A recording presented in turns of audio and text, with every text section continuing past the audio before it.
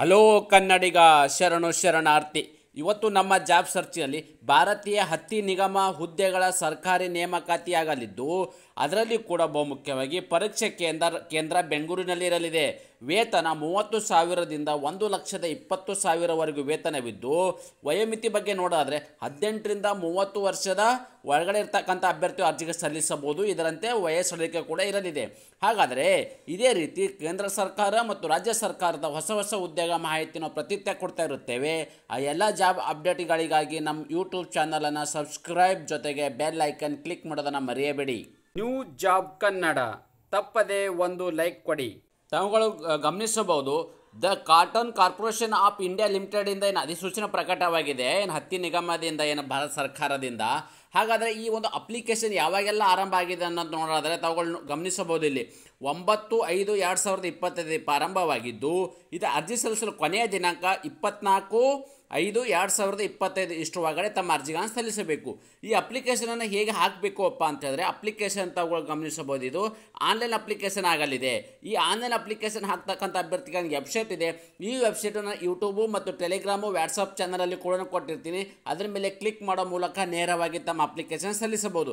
ಹಾಗಾದರೆ ಈ ಅಪ್ಲಿಕೇಶನ್ ಹಾಕೋ ಬಯಸುವ ಅಭ್ಯರ್ಥಿಗಳು ಯಾವೆಲ್ಲ ಒಂದು ಕ್ವಾಲಿಫಿಕೇಷನ್ ಆಗಿರಬೇಕಾಗತ್ತೆ, ಹುದ್ದೆಗಳು ಎಷ್ಟು, ವಯೋಮಿತಿ, ವೇತನ, ಅರ್ಜಿ ಸಲ್ಲಿಕೆ ಶುಲ್ಕ ಮತ್ತು ಎಕ್ಸಾಮ್ ಕೇಂದ್ರಗಳು, ಇನ್ನಿತರ ಎಲ್ಲ ಕಂಪ್ಲೀಟಾಗಿ ನೋಟಿಫಿಕೇಶನ್ ಬಗ್ಗೆ ಮಾಹಿತಿ ನಾನು ನಿಮಗೆ ಈ ವಿಡಿಯೋದಲ್ಲಿ ತಿಳಿಸ್ಕೊಡ್ತೀನಿ. ಈ ವಿಡಿಯೋನ ಸ್ಕಿಪ್ ಮಾಡದೆ ಕೊನೆ ತನಕ ನೋಡಿ. ನಿಮಗೆ ಮೊದಲೇ ಹೇಳಿದ ಹಾಗೆ ಯಾವೆಲ್ಲ ಒಂದು ಕ್ವಾಲಿಫಿಕೇಷನ್ ಆಗಿರ್ತವೆ ಮತ್ತು ಎಷ್ಟು ಹುದ್ದೆಗಳಿದಾವೆ ಅಂತ ನಾವಿಲ್ಲಿ ನೋಡೋದಾದರೆ ತಾವುಗಳು ಗಮನಿಸಬಹುದು. ಇಲ್ಲಿ ಓಕೆ, ಮ್ಯಾನೇಜ್ಮೆಂಟ್ ಟ್ರೈನಿ ಮಾರ್ಕೆಟಿಂಗ್ ಇರ್ತಕ್ಕಂಥ ಏನು ಹುದ್ದೆ ಇದ್ದಾವೆ ಅವ್ರಿಗೆ ಇರ್ತಕ್ಕಂಥ ಟೋಟಲ್ ಇಲ್ಲಿ 10 ಹುದ್ದೆಗಳಿರ್ತಕ್ಕಂಥದ್ದು. ಓಕೆ, ಅದರಲ್ಲಿ ಅವರಿಗೆ ಏಜ್ ಲಿಮಿಟ್ ಇಲ್ಲಿ 30 ವರ್ಷ ಒಳಗಡೆ ಇರಬೇಕು.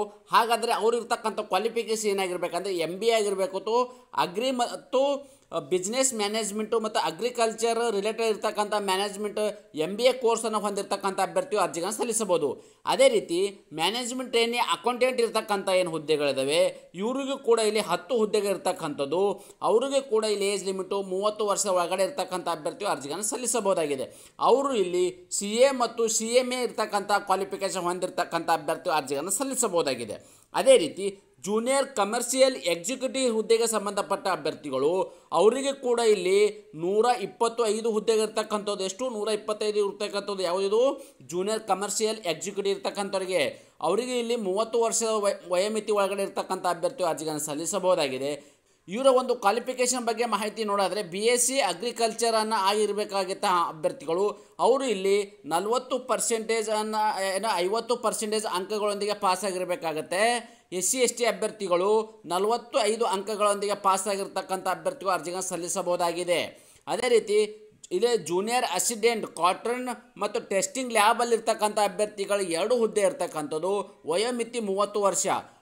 ಅವರು ಎಜುಕೇಷನ್ ಬಗ್ಗೆ ನೋಡೋದಾದರೆ ಡಿಪ್ಲೊಮಾ ಇನ್ ಎಲೆಕ್ಟ್ರಿಕಲ್ ಮತ್ತು ಎಲೆಕ್ಟ್ರಾನಿಕ್ಸ್ ಇನ್ಸ್ಟ್ರುಮೇಷನ್ ಮತ್ತು ಫಾರ್ಮ್ ಅವರು ಕೂಡ ಇಲ್ಲಿ ಏನು ಹೊಂದಿರತಕ್ಕಂಥ ಡಿಪ್ಲೊಮಾ ಹೊಂದಿರತಕ್ಕಂಥ ಅಭ್ಯರ್ಥಿಗಳು ಅವರು ಜನರಲ್ ಕ್ಯಾಟಗರಿಗೆ ಸಂಬಂಧಪಟ್ಟ ಅಭ್ಯರ್ಥಿಗಳು 50% ಪಾಸ್ ಆಗಿರಬೇಕಾಗುತ್ತೆ. SC ST ಅಭ್ಯರ್ಥಿಗಳು 45 ಅಂಕಗಳೊಂದಿಗೆ ಪರ್ಸೆಂಟೇಜ್ ಪಾಸ್ ಆಗಿರ್ತಕ್ಕಂಥ ಅಭ್ಯರ್ಥಿಗಳು ಅರ್ಜಿಗಳನ್ನು ಸಲ್ಲಿಸಬಹುದಾಗಿದೆ. ಆಯ್ಕೆಯಾಗಿರ್ತಕ್ಕಂಥ ಅಭ್ಯರ್ಥಿಗಳಿಗೆ ಪ್ರತಿ ತಿಂಗಳು ಸಿಗ್ತಕ್ಕಂಥ ವೇತನ ನೋಡೋದಾದರೆ ಮ್ಯಾನೇಜ್ಮೆಂಟ್ ಆ್ಯಂಡ್ ಟ್ರೈನಿ ಇದ್ದರೆ ಅವರಿಗೆ 30,000ದಿಂದ 1,20,000 ರೂಪಾಯಿವರೆಗೂ ವೇತನ ಇದ್ದು, ಮ್ಯಾನೇಜ್ಮೆಂಟ್ ಟ್ರೈನಿ ಅಕೌಂಟೆಂಟ್ ಇರ್ತಕ್ಕಂಥವ್ರಿಗೆ ಕೂಡ ಇಲ್ಲಿ 30,000ದಿಂದ 1,20,000 ರೂಪಾಯಿವರೆಗೂ. ಅದೇ ರೀತಿ ಇಲ್ಲಿ ಜೂನಿಯರ್ ಕಮರ್ಷಿಯಲ್ ಎಕ್ಸಿಕ್ಯೂಟಿವ್ ಇರ್ತಕ್ಕಂಥವ್ರಿಗೆ 22,000ದಿಂದ 90,000 ರೂಪಾಯಿವರೆಗೂ ವೇತನವಿದ್ದು, junior assistant cotton testing lab ಇರ್ತಕ್ಕಂಥವ್ರಿಗೆ ಕೂಡ ಇಲ್ಲಿ 22,000ದಿಂದ 90,000 ರೂಪಾಯಿವರೆಗೂ ವೇತನ ನೀಡಲಾಗಿದೆ. ಅಂದರೆ ನಾನು ನಿಮಗೆ ಏಜ್ ಲಿಮಿಟ್ ಬಗ್ಗೆ ಮೊದಲೇ ಹೇಳಿದ್ದೆ, ಆದರೆ ಏಜ್ ಲಿಮಿಟ್ ಬಲ್ಲೇ ಇಲ್ಲಿ ವಯಸ್ಸಳಿಕೆ ಕೂಡ ನೀಡಲಾಗಿದೆ. SC ST ಅಭ್ಯರ್ಥಿಗಳಿಗೆ 5 ವರ್ಷ ವಯಸ್ಸಳಿಕೆವಿದ್ದು, OBC ಅಭ್ಯರ್ಥಿಗಳಿಗೆ 3 ವರ್ಷ ವಯಸ್ಸಳಿಕೆವಿದ್ದು, PWD ಅಭ್ಯರ್ಥಿಗಳಿಗೆ ಇಲ್ಲಿ ಎಷ್ಟು 10 ವರ್ಷಗಳ ಕಾಲ ವಯಸ್ಸಳಿಕೆ ನೀಡಲಾಗಿದೆ. ಅದೇ ರೀತಿ ಎಕ್ಸ್ ಸರ್ವಿಸ್ ಮ್ಯಾನ್ ಇರ್ತಕ್ಕಂಥ ಅಭ್ಯರ್ಥಿಗಳು ಕೂಡ ಇಲ್ಲಿ ಅವರಿಗೆ 3 ವರ್ಷ ವಯಸ್ಸಳಿಕೆಯನ್ನು ನೀಡಲಾಗಿದೆ.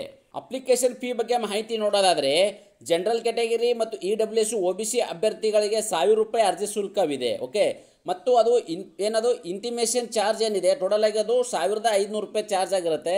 SC ST ಅಭ್ಯರ್ಥಿಗಳು, ಎಕ್ಸ್ ಸರ್ವಿಸ್ ಮ್ಯಾನ್ ಇರ್ತಕ್ಕಂಥ PWD ಅಭ್ಯರ್ಥಿಗಳಿಗೆ ಅವರಿಗೆ ಇಲ್ಲಿ ಅಪ್ಲಿಕೇಶನ್ ಏನು ಫೀ ಇದೆ, ಅವರಿಗೆ ಅಪ್ಲಿಕೇಶನ್ ಫೀ ಯಾವುದೇ ಫೀ ಇಲ್ಲ.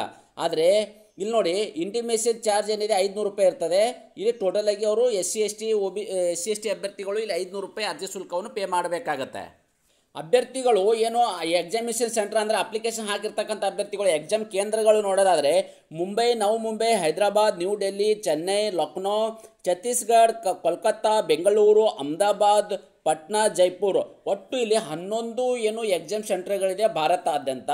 ನಮ್ಮ ಕರ್ನಾಟಕದ ಅಭ್ಯರ್ಥಿಗಳು ಬೆಂಗಳೂರನ್ನು ಚೂಸ್ ಮಾಡಿಕೊಂಡು ನೀವು ಬೆಂಗಳೂರಲ್ಲೇ ಎಕ್ಸಾಮ್ ಬರೋಕ್ಕೆ ಅವಕಾಶವನ್ನು ನೀಡಲಾಗಿದೆ. ಅರ್ಜಿಗಳನ್ನ ಹೇಗೆ ಸಲ್ಲಿಸಬೇಕು ಅಂತಂದರೆ ಇದ್ರ ಬಗ್ಗೆ ನಾನು ಆಲ್ರೆಡಿ ನಿಮ್ಗೆ ಇನ್ಫಾರ್ಮೇಷನ್ ಕೊಟ್ಟಿದ್ದೀನಿ. ಇಲ್ಲಿ ಕಾಣ್ತಕ್ಕಂಥದ್ದು ಏನು ವೆಬ್ಸೈಟ್ ಇದೆ, ಈ ವೆಬ್ಸೈಟ್ ಹೋಗಿ ತಮ್ಮ ಅರ್ಜಿಗಳನ್ನ ಸಲ್ಲಿಸಬಹುದು.